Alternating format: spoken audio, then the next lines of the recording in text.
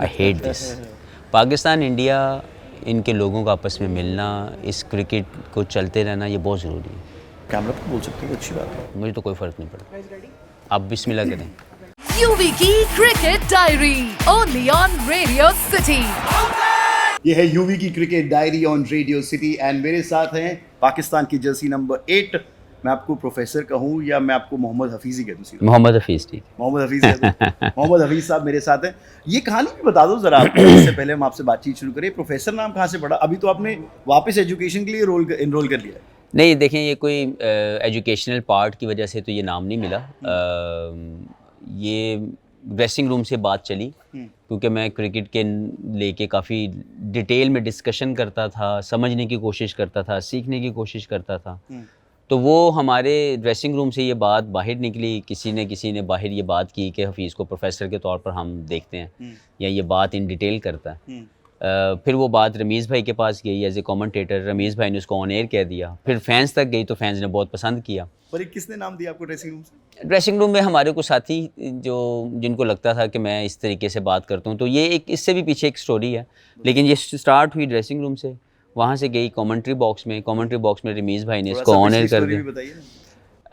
वो इंग्लैंड में मैं जब लीग खेलने गया फर्स्ट ईयर ऑफ 2000 में, तो वहाँ पे जो हमारे कॉन्ट्रैक्ट करवाने वाले लीग का एक बंदा था जो एजेंट, उसने जब मुख्तलिफ चीज़ें आती थी तो मैं उसके ऊपर उसके साथ डिस्कशन करता था।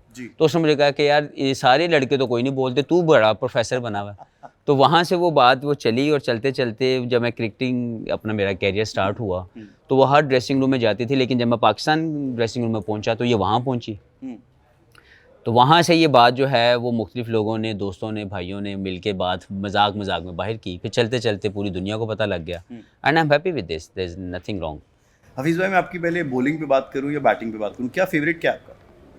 दोनों। अगर एक चुनना हो? मैं batsman, because I always consider myself as a batsman. Bowling तो चलती गई, जिसकी मैंने कभी इतनी ज़्यादा प्रैक्टिस भी नहीं की, लेकिन वो नेचुरली साथ साथ चलता गया। तो आपको पता है आपके विकीपीडिया पे लिखा है मोहम्मद हफीज़ एक ऐसे बल्लेबाज हैं जो टॉप 6 में कहीं भी बैटिंग कर लेते हैं, उनसे कहीं भी करवा लो। जी, वो ओवर द ईयर्स, पहले मेरा ख्याल है कि मेरे लिए जब मैं शायद इतना मैच्योर नहीं था, I am talking about my early career, तो मैं ओपन ही खेलना चाहता था। मुझे लगता था कि उसके नीचे मैं नहीं खेल सकूंगा। फिर over the years in 2011-12 Dave Whatmore, जो अभी हमारे एशिया 11 के कोच हैं, इन्होंने मुझे कहा कि he wants me to bat at number 3 because Pakistan already have some openers. और अगर मैं अपने, क्योंकि आई वाज अ कैप्टन, तो अगर मैं अपनी प्लेस छोड़ के किसी और यंगस्टर को आने दूं, that will be good for the team also. तो I accepted that with the challenge कि अगर ये इसमें पाकिस्तान का भला है या उसके लिए बेहतरी हो सकती है और एक अच्छा प्लेयर अगर ओपनर खेल सकता है और मैं नंबर 3 पे खेल सकता हूँ, तो आई हैव नो इशू। तो मैंने अपनी प्लेस छोड़ के मैं 3 पे आ गया। फिर मुझे वहाँ पे भी बहुत कामयाबियाँ मिली। फिर जब बाबर आजम आए तो मुझे मिकी आर्थर ने बोला कि Hafeez, because this guy will play another 10 to 15 years and that will be good if you will leave your place and come to number 4।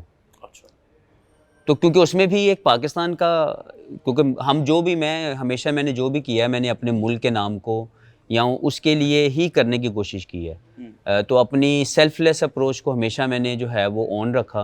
तो जब मुझे ये वाली अपॉर्चुनिटी सामने आई कि जिसमें मुझसे बेहतर एक प्लेयर जो पाकिस्तान के लिए अगले 10 साल या 12 साल परफॉर्म करने के काबिल है, तो जब वो खेल सकता है, तो फिर मैंने नंबर 3 को छोड़ के नंबर 4 पे चला गया। So this is how my transition always happen, कि जिसमें एक अपॉर्चुनिटी आई जिसमें विन विन सिचुएशन थी। एक ये थी कि मुझसे बेहतर प्लेयर पाकिस्तान के लिए परफॉर्म कर सकता है, और दूसरा मेरा रोल जो है वो थोड़ा सा चेंज होके थोड़ा डिफरेंट वे में मैं पाकिस्तान की सर्विसेज दे सकता हूँ। तो इस तरह ओपनर से 3, 3 से 4, 4 से 5, I never mind this kind of thing, लेकिन that is happening for the right cause, I am always willing to work on it. Hafeez भाई, जल्दी से पूछता हूँ, आपकी फेवरेट, आपको क्या लगता है बैट से कौन सी सेंचुरी रही होगी? क्योंकि अब श्रीलंका आपको बहुत पसंद है, बहुत मारा आपने, 4 सेंचुरी। देखें, आप बहुत सी परफॉर्मेंसेस देते हैं और उन परफॉर्मेंसेस का जो इम्पैक्ट है वो स्ट्रॉन्ग होना चाहिए। तो मेरा हमेशा से जो जोन रहा परफॉर्म करने का वो ये रहा कि अगर मेरी परफॉर्मेंस इम्पैक्टफुल नहीं है तो उसका मज़ा नहीं आता था मुझे। I was not feeling comfortable, I was not feeling satisfied with my performances कि अगर वो इम्पैक्टफुल ना हो मेरी परफॉर्मेंसेज। इसीलिए मेरे कैरियर के अंदर मैंने जब परफॉर्म किया तब टीम के विनिंग रेशो बढ़ जाता था। तकरीबन लाइक 80% वो मैच होता था जिसमें मैंने परफॉर्म किया तो मैच जीत जाते थे। तो ये एक ऐसी चीज़ थी जो शुरू से right from the start of my club level मेरे अंदर आई और मैं इसी तरीके से खेलता गया। तो मुझे ये लगता है कि जो आपका इम्पैक्ट है आपके खेल में, वो चाहे 100 हो, सेंचुरी हो, 200 करें या 50 करें, अगर उसमें इम्पैक्ट नहीं है तो उसका कोई फ़ायदा नहीं है। जैसे मैं समझता हूँ कि जो चैम्पियंस ट्रॉफी की इनिंग्स मैंने खेली, गो को सिर्फ 57 रन थे, लेकिन उसका इम्पैक्ट इतना स्ट्रॉन्ग था कि उस इम्पैक्ट से एक कंफर्ट जोन हमने ख़त्म किया इंडिया का, जो कि उस वक्त के टाइम पे 280 टू 90 को चेस करना उनका एक कंफर्ट जोन था जी। और वो उसको रिपीटेडली जो है वो कर रहे थे। तो जब उनको वो कंफर्ट जोन टूटा और 338 करना पड़ा तो वहाँ पे उनको थोड़ी हिचकिचाहट हुई और वो जल्दी विकेट तो अपने लूज़ कर गए। तो मुझे लगता है कि मुझे अब ज़ाती तौर पर बहुत सी सेंचुरी हैं, लेकिन मुझे 57 की इनिंग्स बहुत ज़्यादा मुझे खुद ज़ाती तौर पर पसंद है। इसी तरह अगर मैं टेस्ट के अंदर जाऊँ तो टेस्ट क्रिकेट के अंदर जो मैंने इंग्लैंड के ख़िलाफ़ शारजा के अंदर 150 समथिंग रन्स किए थे, वो मेरे स्पेशल इनिंग्स थी। आप रिकॉर्ड्स पे नज़र रखते हैं? मैं रिकॉर्ड वाला बंदा नहीं हूँ, क्योंकि मेरा सबसे ज़्यादा इम्पोर्टेंट जो मेरे अंदर की फ़ील है एज ए प्लेयर वो ये होती है कि क्या मेरी परफॉर्मेंसेस से टीम जीत रही है। वो परफॉर्मेंस 15 रन्स की भी हो सकती है इम्पैक्टफुल, वो परफॉर्मेंस एक अच्छे कैच से भी हो सकती है, वो परफॉर्मेंस 2 अच्छे ओवर करने से भी हो सकती है। तो अगर वो इम्पैक्ट मैं नहीं क्रिएट कर रहा तो मुझे लगता है कि मेरा वेस्ट ऑफ अ डे है। कि अगर मैंने मैच भी खेला और मेरा कोई इम्पैक्ट नहीं आया तो that is wrong, that is somewhere I need to work कि मेरा हर वो काम जिसमें मैं खेल रहा हूँ वो इम्पैक्ट हो, चाहे वो 50 रन्स का हो चाहे वो 100 का हो। Yes you there always good that your stat should be higher, आप सेंचुरीज करें, आप 50s करें आप, लेकिन मेरे लिए इम्पॉर्टेंट ये है कि आपकी सेंचुरीज इम्पैक्ट डाल रही हैं जी, आपकी 50s इम्पैक्ट डाल रही हैं, आपके 5 आउट करने का इम्पैक्ट आ रहा है मैच जीतने में। अगर वो नहीं आ रहा you missing a very special kind of a treatment. Hafeez भाई, आपने इतना क्रिकेट खेला है, आई थिंक ये क्वेश्चन हमेशा ही रहता है, आप शायद पहले भी आंसर कर चुके हैं कि बाबर आजम वर्सेस विराट कोहली, आप पहले तो क्या ये कंपैरिजन ठीक है? कभी भी नहीं करना चाहिए। दो इतने खूबसूरत खिलाड़ी हैं जो पूरी दुनिया को एंटरटेन कर रहे हैं और दोनों का मुख्तलिफ तरीका है, मुख्तलिफ जोन है परफॉर्मेंस देने के। मैं हमेशा से कंपैरिजन के ख़िलाफ़ रहा हूँ पर्सनली, मेरी अपनी राय में। और इस तरह के कंपैरिजन को तो आप दो डिफरेंट खूबसूरत टेस्ट को आप कैसे मिला सकते हैं? तो मुझे नहीं लगता कि इसका कंपैरिजन करने वाले लोगों को ये करना चाहिए जी। और अगर आप मुझसे पूछेंगे तो मुझे लगता है कि ये ज़्यादती हो रही है दोनों प्लेयर्स के साथ, क्योंकि दोनों प्लेयर्स या दुनिया के दूसरे प्लेयर्स भी जो अपने फ्लेयर में खेलते हैं, अपने स्टाइल में एंटरटेन कर रहे हैं, हम उनको कैसे मिला सकते हैं?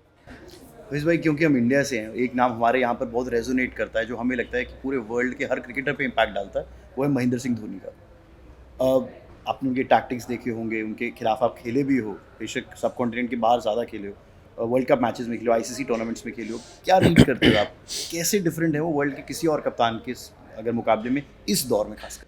देखिए, मैंने उनके साथ क्रिकेट भी खेली, मैंने पाकिस्तान के लिए कप्तानी की, उन्होंने इंडिया के लिए कप्तानी की, हमने वो मैचेस भी खेले। लेकिन अगर मैं ओवरऑल MS धोनी की कंट्रीब्यूशन देखूं इंडियन टीम के ऊपर, तो वो मुझे लगता है कि एक स्ट्रॉन्ग माइंडसेट उन्होंने डिलीवर किया इंडिया के पूरे क्रिकेटिंग सेटअप में कि हम वर्ल्ड बीटर बन सकते हैं। हमें नंबर 1 बनने की एक सोच के साथ, जो सोच है ना वो वहाँ से डेवलप हुई। लाइक स्टार्ट हुआ शायद गांगुली के दौर में और फिर उसको लेके चले MS धोनी। तो मुझे लगता है कि जितनी भी तारीफ़ की जाए MS धोनी की, कि जिस तरह उन्होंने अपने कप्तानी के दौर में उन्होंने एक माइंडसेट दिया, और आज देखें कि इंडिया कहीं पे भी जाता है, वो होम खेले या अवे खेले, वो फेवरेट के तौर पर कंसिडर किया जाता है। ये पहले नहीं था, पहले इंडिया खेलती थी, नाम बहुत बड़े बड़े थे, लेकिन वो फेवरेट होम एंड अवे नहीं होता था। अभी होम या away India consider one of the favourite team of any event. तो ये एक स्पेशल मेरा ख्याल है लेगेसी है, ये एक स्पेशल फील है जो MS धोनी के दौर ने छोड़ी है, जी। तो उनकी तारीफ़ तो बहुत बनती है कि एक ऐसी टीम जो बहुत बड़ी थी, इंडिया के अंदर क्रिकेट को बहुत बड़ा माना जाता है, खिलाड़ियों की बहुत इज़्ज़त की जाती है, और इसी तरह अगर खिलाड़ी परफॉर्म ना करें तो उसको तकलीफ़ भी बहुत मिलती है, क्योंकि लोग बहुत ज़्यादा इसके ऊपर नाराज़ भी होते हैं, जो कि उनका हक़ भी है। लेकिन मुझे ये लगता है कि अगर ओवरऑल मैं कंट्रीब्यूशन पे जाऊँ तो MS धोनी की contribution to give a feel and mindset ये स्पेशल है कि वो नंबर 1 टीम बन सकते हैं, बने हैं, और दुनिया में कहीं भी जाएंगे वो अपने आप को नंबर 1 टीम के तौर पर कंसिडर करते हैं, या लोग कंसिडर करते हैं। हफीज़ भाई, आप उस दौर में हैं जहाँ पर पाकिस्तान इंडिया क्रिकेट दोनों मल्टीप्लाई हुआ है, आप मिस करते हो कि काश हमारी टीम इंडिया आके खेलती, इंडिया की टीम पाकिस्तान आके खेलती? क्या मैसेज है? जी, मैं तो बहुत ज़्यादा मिस करता हूँ as a fan of cricket, क्योंकि ये इंडिया पाकिस्तान का match not only for India Pakistan fans, पूरी दुनिया के क्रिकेट फैंस को इकट्ठा करता है, और इकट्ठा करने के साथ साथ वो और ज़्यादा फ़ैन इंगेजमेंट लेके आता है। जी। तो आप कैसे इस खेल को बढ़ने चढ़ने या फलने फूलने से रोक सकते हैं?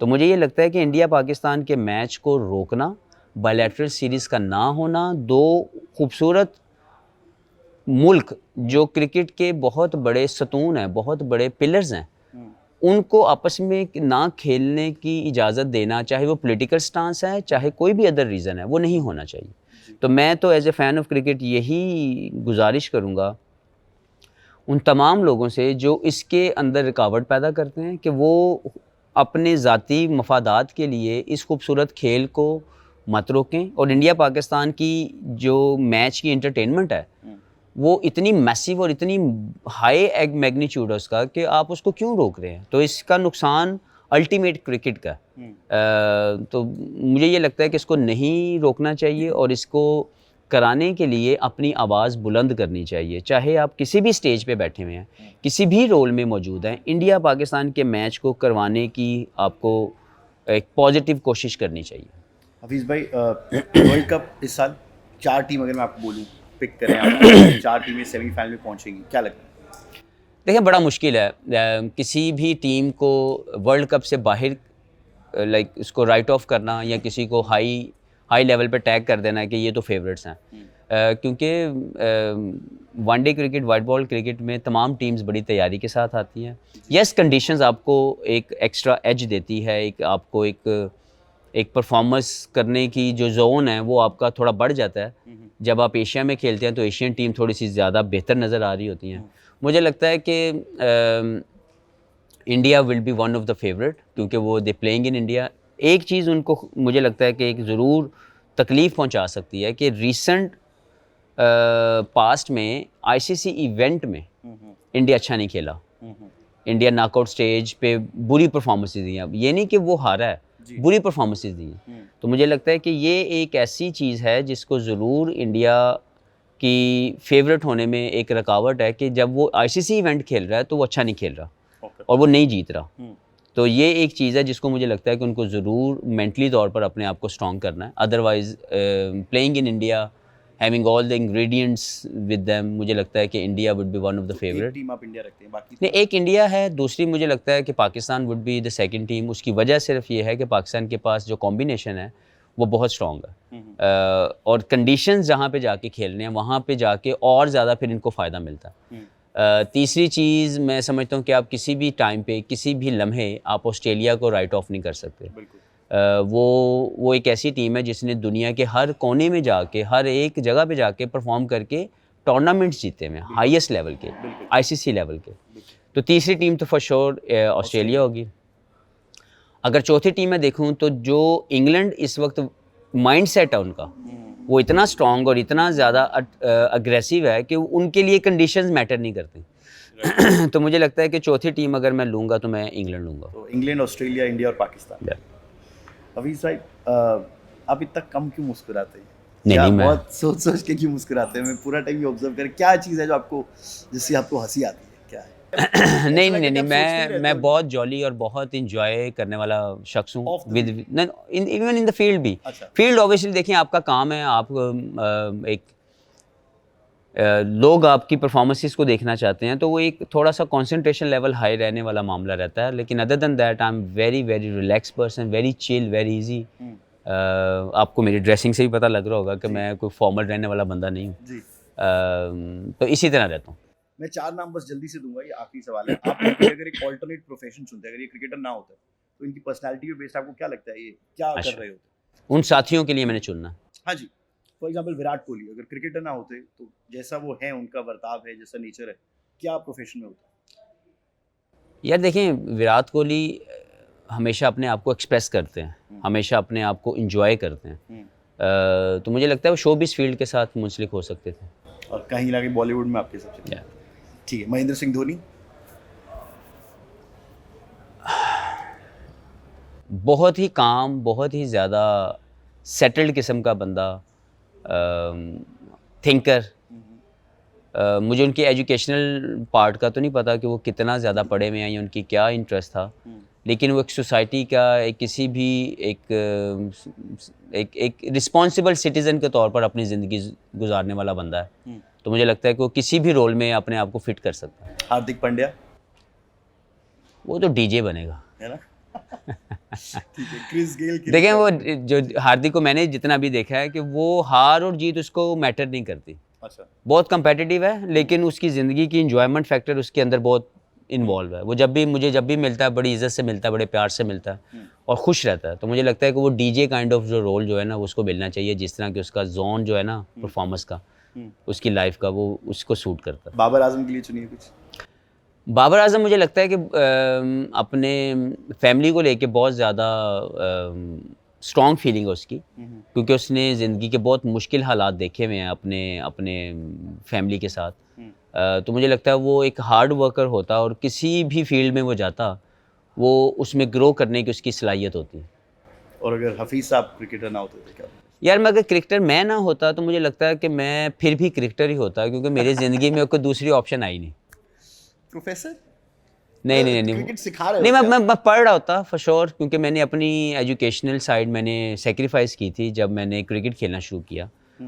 तो मैं ज़रूर को बेहतर एजुकेशनल साइड को हिट करता। वो अब आपने वापस शुरू कर दिया पढ़ना? वो मैंने अब शुरू किया है, because that was something missing in my life. तो मैंने सोचा कि अब ज़िंदगी ने मौका दिया है तो दोबारा से कुछ सीखने की, कुछ लर्न करने की जो जुस्तजू है उसको कंटिन्यू करूँ। हफीज़ भाई thank you so much. Thanks a lot. Hi everyone, मैं हूं मोहम्मद हफीज़। आप देख रहे हैं यूवी की क्रिकेट डायरी रेडियो सिटी पर। UV की cricket diary only on radio city.